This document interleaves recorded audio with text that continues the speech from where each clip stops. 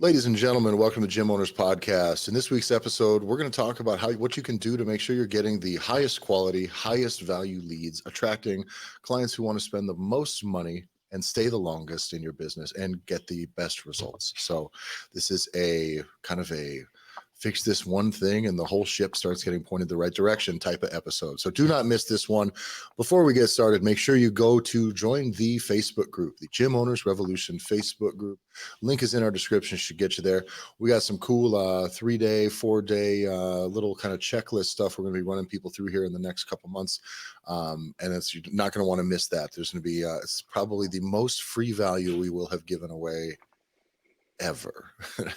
And I always make a bad habit of giving all the stuff away for free oftentimes, but it's the implementation, it's the step-by-step, the accountability, the processes that we sell. But here, we're going to tell you exactly what to do, and you're on your own to do it. And I think you're not going to want to miss that. So get in the Facebook group. Make sure you follow us, the show, at the Gym Owners Podcast on Instagram. You can follow me personally at Tyler F. and Stone. That's Tyler EFFIN Stone on Instagram. And John? And on Instagram, you can follow me at JBanksFL.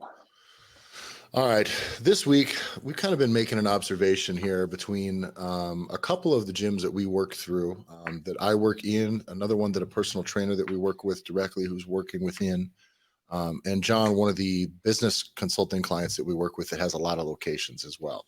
So this concept we've been figuring out is a lot of gyms are having a hard time selling personal training first, right?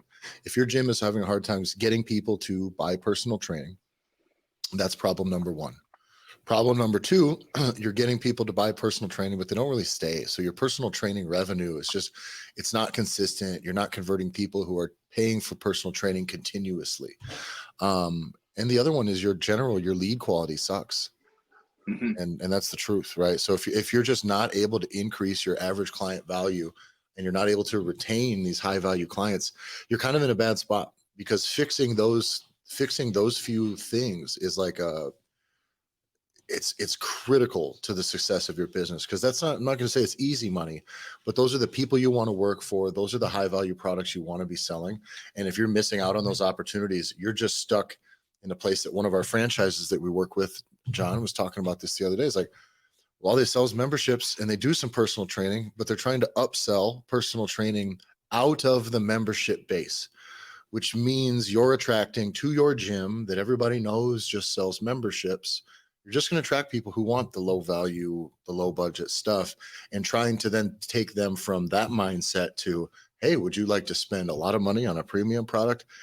You end up closing a very, very few number of those leads, a very, very low percentage of those leads, because of a principle we always talk about. Expectations are everything. And these people are coming in expecting this is my monthly rate. I can come in and use the stuff. So trying to upsell out of that, you're not going to sell a Cadillac to someone coming in looking for a Corolla. It's just not the way it's going to be.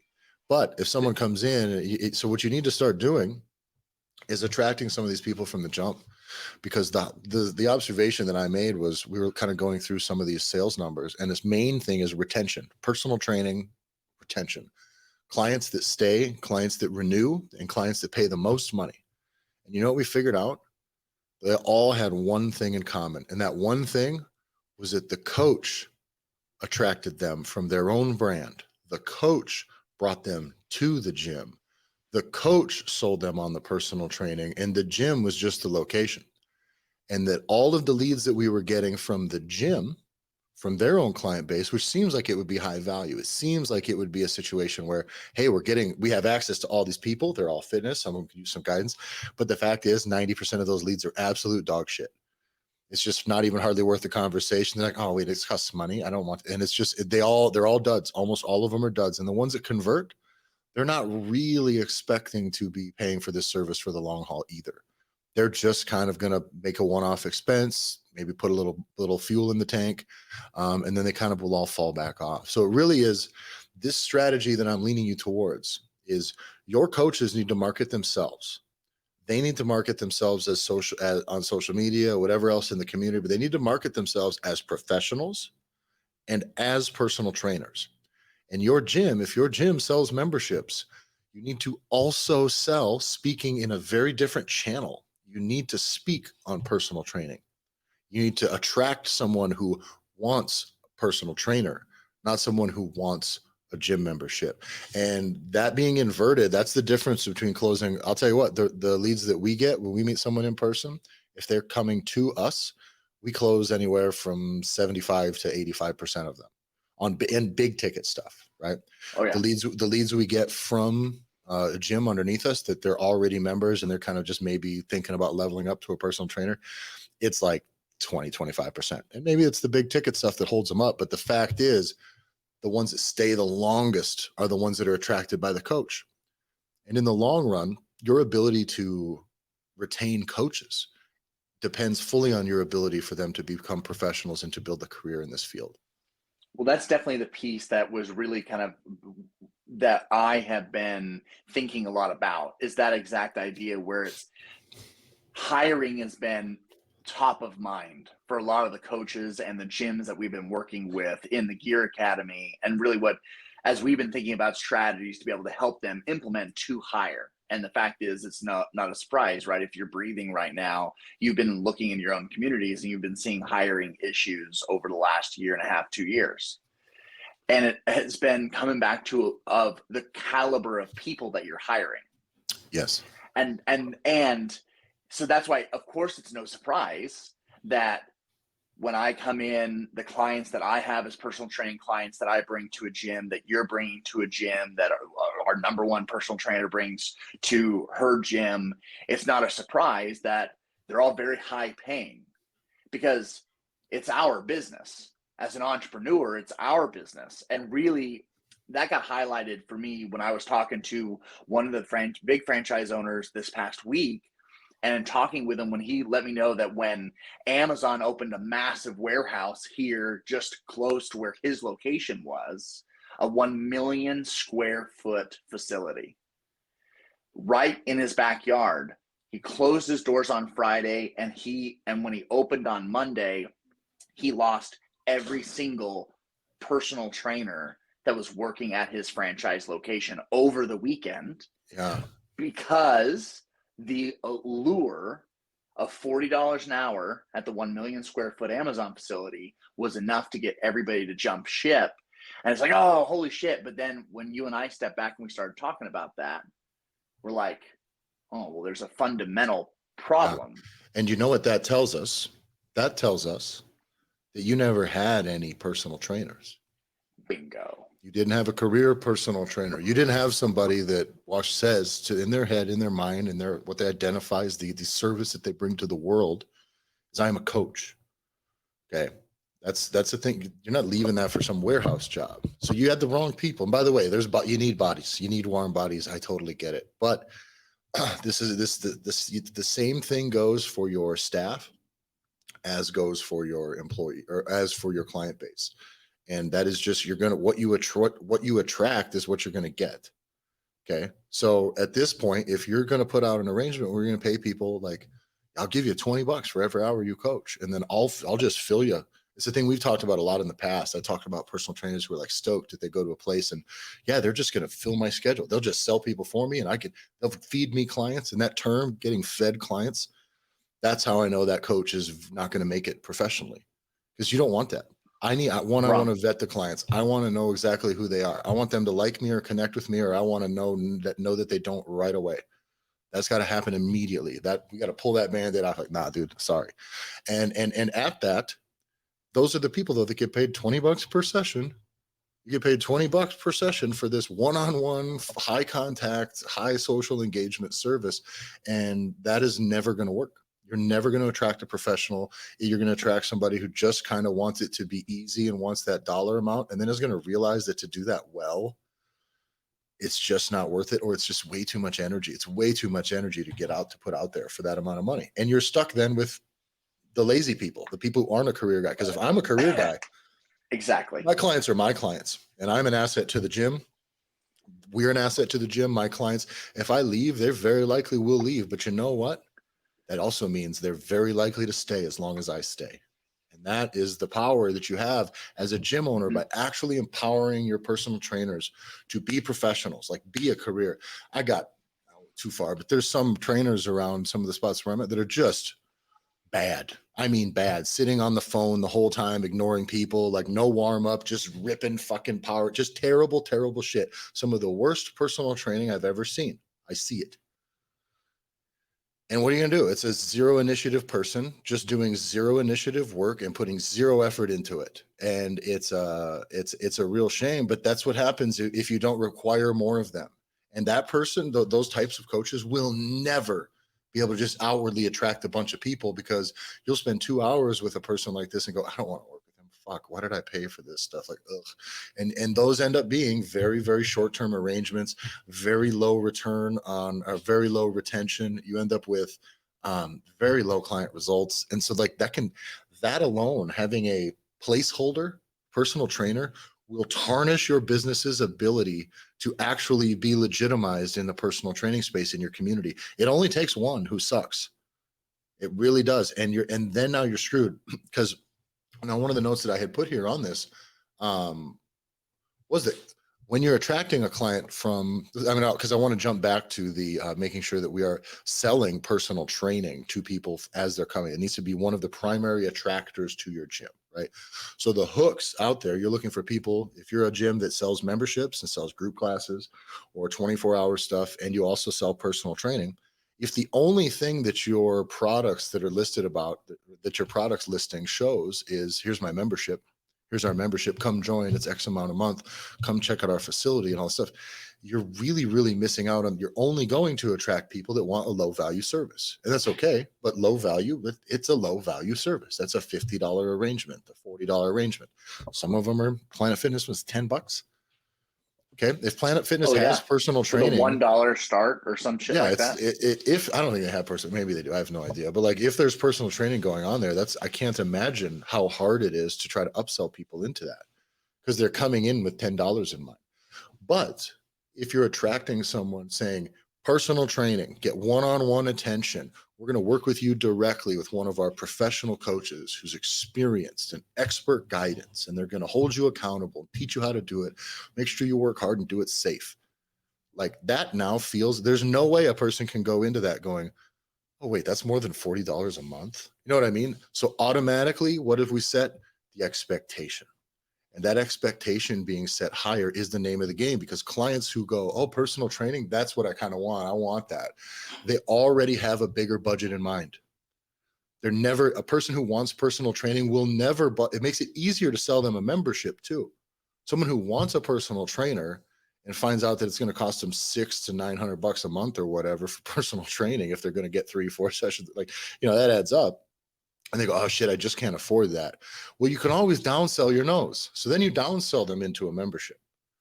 Okay. But not letting people know that you do a premium service, that should be the best thing that you put out there, right? If you're a used car lot, you're at least taking pictures and putting out the cleanest, nicest looking cars you got on your used car lot. The last thing you're going to do is just go, we got some shit boxes too. You don't put the value lot stuff out there super affordable, because it's low value to you. It's low value to you. And so we got to understand that. And let me reiterate that for you. Clients who are interested in personal training have bigger budgets in mind, and that means they're higher value clients. And because of that, there is no change in expectation either. So they come in, they go, I want to spend a lot of money, I want to get this, and they do it, and then they just continue to do the thing. You're never having to bump them up into something that maybe they're like, oh, I came here thinking it was going to be $30 a month, and now, you know, it's not really working for me. Now the only way I get more service, you're pushing them the wrong way. I don't like an upsell that starts bottom up. It's a downsell. Right. Everything is a downsell. You start at the top, and if your nose, I can't afford it, whatever that is, you cover their needs. If the money doesn't work, hey, well, I'll tell you what, at least we can get you in here. And you know what? We got an app, or we got workouts on the board, or we got whatever, you know, here's a website that can show you a bunch of workouts. You can just, you know, then you can downsell. You should be able to sell so many more memberships that way too. But what you've done then is started to populate your gym with like the right people, and you don't have scumbags, and you don't have a bunch of like the stuff that people are going to come in and mistreat your shit or piss and moan when they like, geez, I had to sign a contract for 6 months to get it at this price. And well, now they're mad because they haven't showed up in the gym for 5.5 months. Well, those are all the wrong people to be doing business with. And the same thing goes towards your employees. If you want to attract hourly people who just want to come in and stare at their fucking phone, you're going to get what you get. and your business reputation is going to get it. Your ability to grow and attract people are going to get everything that you deserve from that type of doing business. It sucks. It's hard, but you need to empower your people to be professional. You need to hold them accountable. It's the only way. It's the only way. But your business can go from a business that people have just thought of as a place, and you can very instantly be like, wow, this is a tremendous service. Really can be a place that people are really, really excited about, and think that it being professional in almost any line of work, being perceived as professional or the most professional is the way to go. There's almost no other way. You can make a lot of money being rough around the edges and stuff, but the fact is, if you're excessively professional, that's over delivering across the board. You will impress people every step of the way, and that makes people's willingness to spend more money go through the roof. I think it's an important thing too to note of when you're talking about these gym owners. This is a healthy exercise that everyone can play that has a gym owner. You're listening, so you're thinking about it, or you got one. Look at the staff you have. Do you have people that are personal trainers, or do you have coaches with an inflated sense of entitlement that provide personal training? Because it's more dangerous if you think you provide personal training that's high quality with professional people, where at the end of the day, they're just people that truly are being fed. Mm-hmm. And it comes down, and that's where a big piece is pricing. What can you afford to keep professionals? Because I will tell you right now, the agreement that you and I and every other personal trainer that we work with that runs through our system and runs through the Gear Academy, frankly, and then every gym that we work with that then puts this strategy into place to work with personal trainers in their market, they all have a very different relationship with their personal trainers or personal trainer to gym than I guarantee Planet Fitness has with whoever provides personal training at their facility. Yeah. So the only way that that's possible is how you price, just like you said, how you carry yourself, how you do that. So from a gym's perspective, you need to be looking at your people and seriously thinking or asking, are these folks that are motivated personal trainers? And if they're not, from experience of working with gym owners and from our experience of trying to change the staff you already have, this is a very difficult task, folks. Turn them over. Like people don't change. Exactly. It's why we always be hiring. Now, if you have a new sense of, or a sharpened sense of who you want to be bringing in to be your staff, who then attracts the right type of client to be in your facility, you are now playing the game of slowly replacing and phasing out, because you will not take a dud, a piece of shit that just wants to be fed and is happy to be a $20 an hour, but they've been around for a decade and now they're a $50 an hour person. Or even worse, some kid out of exercise with an exercise science degree. There's nothing less. There's nothing I find less interesting or compelling as a person who's now been coaching and dealing in fitness for a lot of years, talking to some kid right out of high school or right out of college who thinks they know things because they sat through a class. And I watch these people coach, and it's terrible. It's a fucking nightmare. And it's, and it's like, it's all, the priorities are all wrong. It's all about them. It's all about stuffing whatever exercise that this kid thought was cool or was necessary, just stuffing that into every single fucking client that they have. It's terrible. It's absolutely terrible. So you as a gym owner, here's the exercise you need to do is you need to look at your staff first off, and then you need to disregard them almost completely.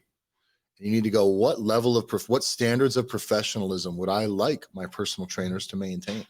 And you can be as thorough or superficial surface level as you want. I think you should cover every base. In my opinion, in a perfect world, they would all wear a uniform every time. That lets every single person know that they're a coach at that place. Always. They would never be on their phone unless they're using it a timer. No phone calls, no texting, no nothing. Never. Not for a moment. Every client should at least get some sort of feedback that they can give back to the business, not to the coach. Should direct to the business. The business should be reaching out about feedback maybe after the first week. Maybe those touch points need to be there, because that's accountability, because you're not able to watch them on the floor. Okay. Those coaches should also be accountable to client results and client satisfaction. If the clients don't like working with them and they're not getting any results, that coach sucks. Hate to break it to you. By the way, some clients suck too, but at some point that it doesn't matter. People need to be having good experiences in your gym, dude. So that's a problem as well. Okay. How they carry themselves. Are they able to sell? If someone comes in, are they personable enough to talk about their packages, talk about their training, present it in a tiered form that allows people to choose to spend the most amount of money with your business? And that, by the way, that's the sweetest deal for them. Are they good enough to offer more advanced services than just standing around, setting a timer and hoping to God that the hour's over with? Can we flesh that out? Because I think that that's something that's worth talking about. The sales piece. Well, yeah, we don't need to go too deep because we can go way down. But like that idea of like they need to be able to sell, for me, is the value is there. Because if I'm taking myself and I'm removing myself from this conversation right now, as you and I'm a gym owner that's listening, and I'm like, okay, yeah, great guys, this really sounds doable. What you're saying is that I need to double the pay or pay my people more or pay someone that really is more, but I don't have more fucking money to pay them. And that's where I want to dive into that. And that's the argument. If that's the pushback, it's you got to be more fucking creative to empower your people to be entrepreneurial spirited. Never pay first, especially with coaches. I've said this before, a tremendous amount of hubris goes in being a coach. Really does. It just, there's a lot of ego in there, and it's a thing that takes some people decades to get out. I still deal with it all the time as a coach. There's times where I'm like, fucking, you know what I mean? You get frustrated with, there's just a lot of it where it's like your ego is in play. Coaches are fucking divas, and their jobs, while they can be socially exhausting, they're fucking easy and they don't do shit, and they don't have to do anything else. I'm sorry. Coaching is a great path. I've always said this. I believe coaching is a calling. It's not a job. It's a calling. But it is a calling to become a fucking professional. If you're not a professional about it, who gives a shit? It's like being called to fucking fall off a goddamn cliff. Who cares? Okay. If you're called to be a coach, then be a goddamn professional so that you can actually get paid and make a career out of your calling. That's really important. Now, so do not ever just throw some fat paycheck, say, come on in and coach. Right. It's never that. It has to always be performance-based. And by the way, you can make it sweet, because just make your shit expensive. Because if that coach can sell, who cares? And by the way, the coach doesn't, when I say sell, this does not mean you're going to get some sales wizard. This is where we talk about in the Gear Academy and with the things we build with our custom offer stack. These are very scalable. You just have an app that we built with every coach's services on there, and that makes it very easy for an inexperienced coach who's just a nice person who knows a few things about the very few services that they do very well, allows them to very quickly talk with a client, make a great first impression, set expectations, should give them some options and let them choose. That system will automatically make sure that the prices fall where the money falls where the money needs to fall. It's done. You just don't have to worry about it. And if you're not, as long as you're not bringing in membership clients with membership interest and forcing them through that system, you need to bring, and you can, of course, if your membership has it, but for the personal training purposes, you need to be dealing with someone who is interested in personal training, then run them through that piece. And then now everything's going to work out. The money is now optimized. It truly is. And you're just going to give them a percentage of it. That's it. If they don't sell, they don't eat. Nobody comes into your gym and gets you shouldn't trust anyone in 2023 to come in and just start them with a full-time wage. Fuck no, fuck that. That's insane. Absolutely. You've met people. You can't hide. You go anywhere right now. For real. Like, go anywhere and try to do any business with anybody at any place. And you'll realize how hard staffing is. Never, and this is one of our main things with hiring, never, ever, ever give anyone the keys to the city. Never. And we're going to get into that on management and delegating and things like that in a different episode to build on this conversation. But you're never going to bring someone and be like, yeah, I'll just give you like $60K a year and just come in and yeah, it'll work. It's like, no, tell you what, perfect. I have a couple of leads I'll give you, and we'll set you up with the sales system, and you can come in and yeah, you fill your own schedule. I'll put you in front. I'll teach you how to sell the stuff, right? I'll teach you how to go through this process. I'll give you the resources. I'll promote you within our gym, but that's only step one. I'll promote you within our gym. I'll also promote personal training to refer leads to you, but it's on you to attract leads as well as a coach. So you tell this coach, like, get hustling on your social media. If your social media account is primarily just you and your dogs and your kids, and you want to keep your business separate, then create a separate one. There's plenty of douchebags out there that have Steve Jones fitness accounts and then a Steve Jones regular person account. So if you want to do that, that's fine. But build it. But whatever it is, they need to start building something, and they need to put out their own content, and they need to be able to speak. If your coach can't speak about what they do well and what they offer to a client when they come in, then they shouldn't be working with you. That's like one of the standards we talked about earlier. They just shouldn't be allowed to coach people. If they can't just say, here's what I do, here's my philosophy, here's what I would do for you, here's maybe what I would do differently that other people would do. If they can't do that, they have no value to you at all. But so you bring someone in and you give them that stuff. That is, you've given them resources, you've given them opportunity, and you spent nothing but a little bit of time of your time. That's very little. And then now it's on them. Every dollar they bring in, they get a piece of, and you can then nurture it and you can grow it from there. But that's it. They need to attract dollars, and you can give them more opportunities as they come to you. But you need to know that the ones that you feed them will be of lower value to them and to you than the ones that they bring from outside. Because if they're bringing people from outside, now they're bringing new people into your gym anyways. That's a new member and a new high level service. It's the same reason when you look at things. So there's if you ever do internships with, like, I won't say the company, it's a mutual fund company stuff around here that, it's like one of those investment places to help you save money for retirement. They do a lot of commercial, like, business stuff. Sure. They have a bunch of interns that come out of the college. What they do first for these interns who don't make any money anyways, is they just make these interns, like, cold call all their fucking family members and try to get them to buy these retirement funds.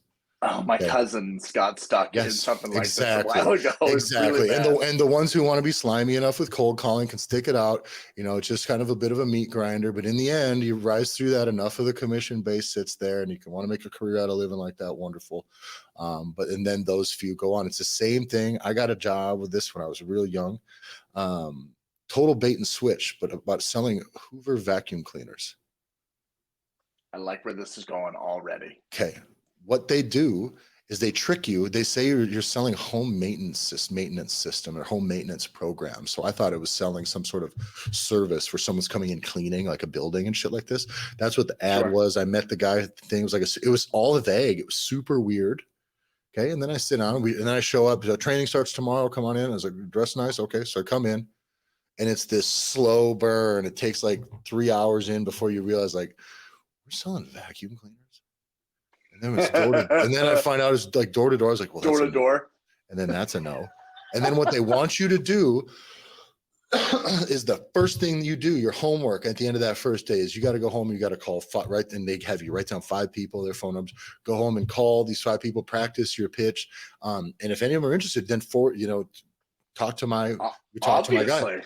And that's my wife bought one before I met her. She bought one because her roommate did the same thing. Her roommate got duped into it. But then, so when I sat through this first day, I was like polite, sat through the first day and walked away. I was like, I am not going back. Fuck these people. But my wife had a roommate before her and I met who went in and, like, got home from that first day and started running the pitch at Megan. I was like, oh, this is okay. And then they called the guy. But that's what they do. Okay. They just come in and they, like, get you to prey on your fucking contacts. No, we don't need you to be like that as a gym. We don't need you to be predatory, but just know that, like, that is how you access new people. Humans are your best resource. Every human has a whole wealth of people and connections around there. And if they're not social, if they're not social, if they don't have a network and they're not sociable, people don't know who they are or like them, they're probably not very good they're probably not suitable to be coaches either. No. So it was a big rant about vacuums and shit like this. But the main thing I'm getting at, your coaches need to sell themselves. And so that's how you bring them in, though. You bring them in, you give them that opportunity, and you say, all right, now you're on your own. I'll feed you a little bit, baby bird, but at some point you got to go out there and kill. Well, this is where I really, really, really like your story of when you finally end up at the last employer you had in the HVAC industry, where he made you buy all your own tools, right? And made you be a fucking professional. If we did not own all our own tools, some of us, you'd have tin snips and maybe a little of this, a little of that, but, like, no, there'd be a service technician here. You have to buy all your own tools. They would facilitate it if they need to.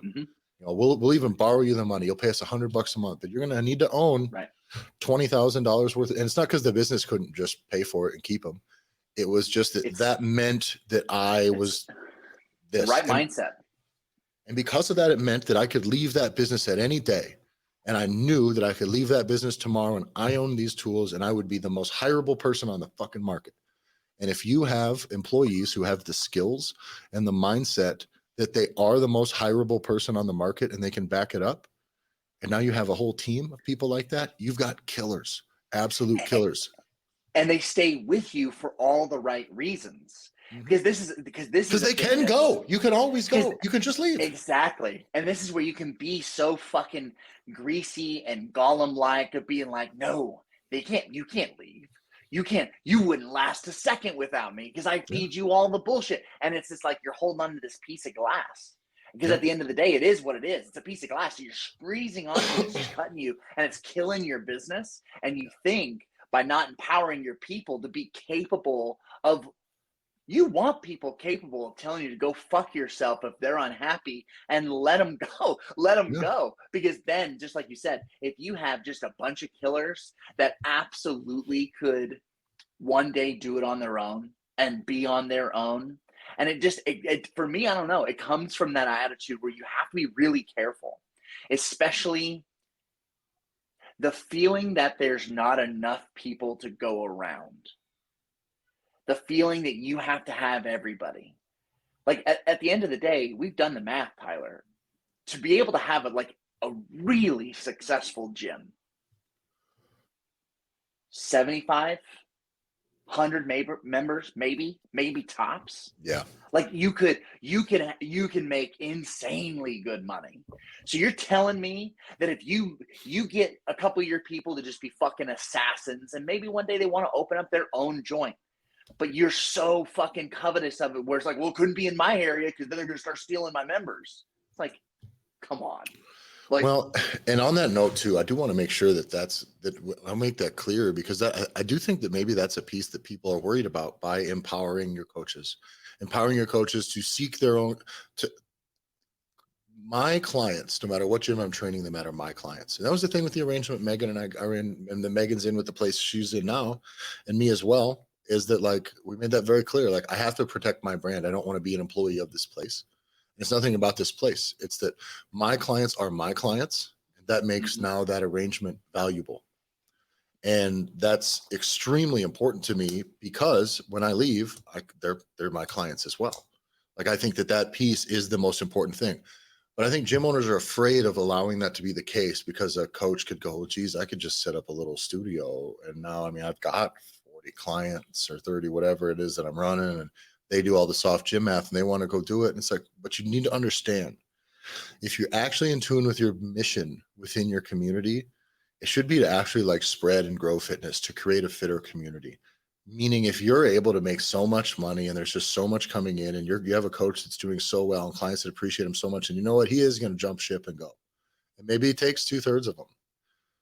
Then that's just an opportunity for you to succeed more in your mission. You may have partially succeeded.